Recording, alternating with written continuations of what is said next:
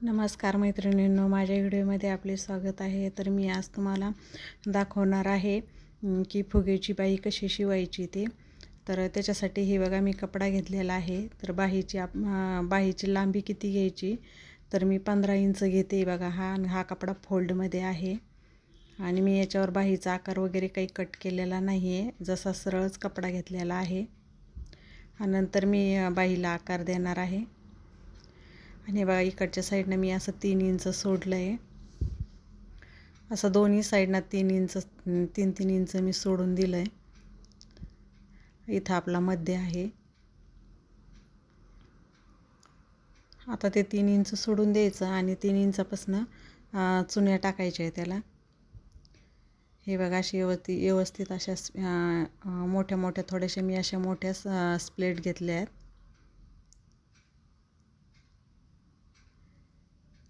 आणि कपडा पण थोडासा अस्तर पण नाही लावलं आहे मी त्या कपड्याला. कपडा पण थोडासा असा जाडच आहे. जर पातळ कपडा असेल ना, तर साडीमधला जर ब्लाऊज पीस असेल पातळ, तर त्याचं पण खूप छान ही अशी बाही होती, फुग्याची बाही किंवा अशी पब बाही पण म्हणतो आपण त्याला. तर ती बाही छान फुगल्या जाते. आणि हा थोडा जाड कपडा असल्यामुळं याची बाही अशी फुगल्या जाणार नाही. पण याची पण बाही अशी शिवलेली ना खूप छान वाटते. घातल्यानंतर हा वेगळाच काहीतरी छान असा ब्लाऊज दिसतोय. म्हणजे साडीमधलाच ब्लाऊज आहे हा, पण याचा जाड कपडा आहे, सिल्कमधला ब्लाऊज आहे. तसं जे आपण खाली जशा चुन्या टाकल्या त्याच तशा सेम धरून वरती टिप मारायची त्याच्यावरतून. वरच्या साईडनं पण अशा तशा धरून व्यवस्थित अशा टाईट करून घ्यायच्या. म्हणजे त्याच्यात पण मध्ये कुठे झोळ नाही आला पाहिजे. नाहीतर मग झोळ आला ना, तर मग मध्येच एखादी स्प्लेट अशी वेगळीच दिसते. त्याच्यामुळं असं जेव्हा आपण वरतून टिप मारतो ना, तेव्हा अशी व्यवस्थित कपडा टाईट धरूनच मारायची. बोटाच्या साह्यानं अशी वरती प्लेट पकडायची आणि व्यवस्थित त्याच्यावरतून अशी टिप मारायची. म्हणजे असं त्याच्यात मध्ये कुठं असं झोळ पण नाही आला पाहिजे. एकदम व्यवस्थित मारता आली पाहिजे ती टिप.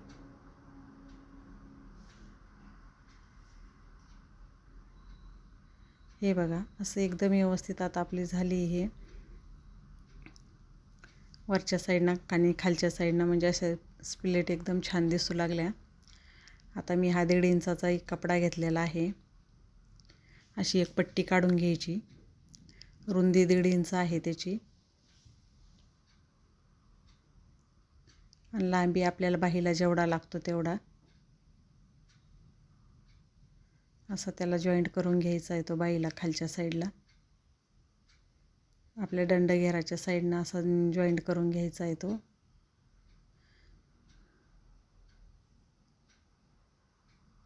त्याच्यावरतून एक दाब टिप टाकायची. आता त्याला असं थोडंसं मध्ये करून, थोडासा असा मध्ये कपडा टाकून वरतून असं त्याला टिप मारायची. म्हणजे अशी छानपैकी आपली असं गोट तयार होईल. म्हणजे गोट म्हणजे असं आपल्याला त्याच्यावरतून आपल्याला हे लावायचं आहे, लेस लावायची आहे.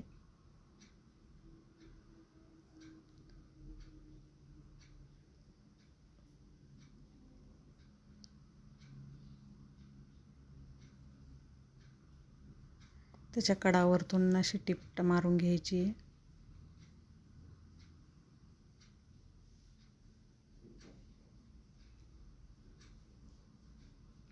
आता ही साडी ब्लाऊजमधलीच लेस आहे. ब्लाऊजच्या बाहीलाच लावायची होती ही लेस. तर मग मी आता याच्यावरतून अशी लेस लावायची, म्हणजे व्यवस्थित फिनिशिंग पण व्यवस्थित येते. अशी वरतून लेस लावल्यानंतर आणि दिसते पण छान. लेस पण छोटीच होती, ती बारीक लेस आहे. तर अशी बारीक लेस असल्यानंतर पण अशी आपण जर ही बाही शिवली ना, तर ही बाही पण खूप छान वाटते.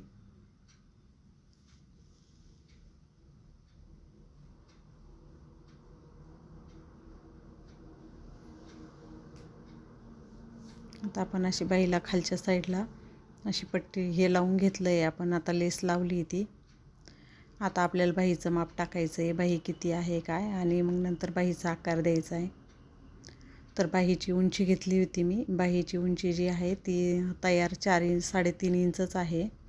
तर मी 4 इंच घेतलेली बाही, अगोदरच कपडा मोजून घेतला होता. आता आपल्याला बाहीचा आकार द्यायचा आहे, किंवा तुम्ही बाहीचा आकार पण देऊ शकता, किंवा नसेल तर तुमच्याकडं पेपर कटिंग जर बाहीची केलेली असेल तुम्ही, तर ती पेपर कटिंग पण वरतून ठेवून कट करू शकता. पण मी डायरेक्टच कपड्यावरतीच कट केलं. डायरेक्ट कपड्यावरती कट करणार आहे मी.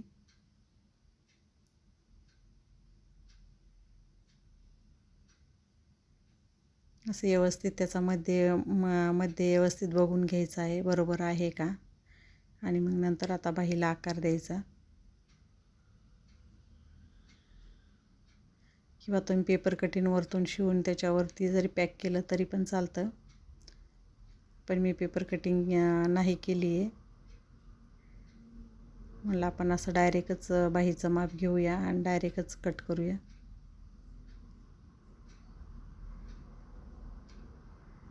आता यालाच बाहीचा समोरचा आकार पण देऊन घ्यायचा आहे. हे बघा, असं समोरचा आकार मी कट करून घेतला. त्याच्यामुळं काय झालं, आपण टिप मारलेली ती कट केल्या गेली आहे.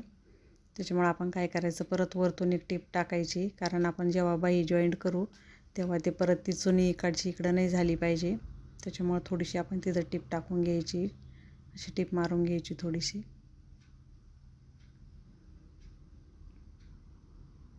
ही बघा, झाली आहे आता आपली बाही तयार. आणि एकदम अशा बघा त्या चुन्या कशा एकदम अशा स्ट्रेट दिसत आहे. जर तुम्हाला अशी फुगणारी बाही जर करायची असली तर मग थोडंसं त्याला लूजमध्ये हे करायचं. वरच्या साईडने जेव्हा आपण टिप मारतो ना तेव्हा थोडीशी लूज मारायची, म्हणजे असं थोडंसं मध्ये लूज ठेवायचं, असं कडक टाईट करून नाही घ्यायचं त्या कपडा.